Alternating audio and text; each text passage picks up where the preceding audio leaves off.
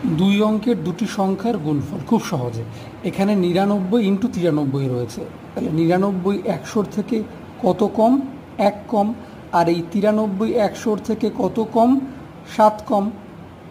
তাহলে আমরা এই 93 থেকে 1 মাইনাস করব, হবে 92।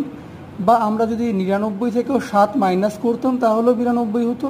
আর তারপরে এই 1 আর 7কে গুণ করে দেবো, হবে হচ্ছে 7। তাহলে 92 × 7 হবে অ্যান্সার। আচ্ছা, এর পরেরটা দেখি 2 নম্বর। 97 ইন্টু 96, তাহলে 97 100 থেকে কত কম? 3 কম। আর এই 96 100 থেকে কত কম? 4 কম।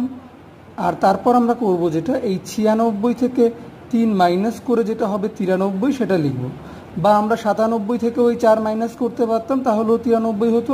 তারপর আর 3 আর 4কে গুণ করে দেবো, হবে 12। তাহলে আমাদের অ্যান্সার হয়ে যাবে 93 12।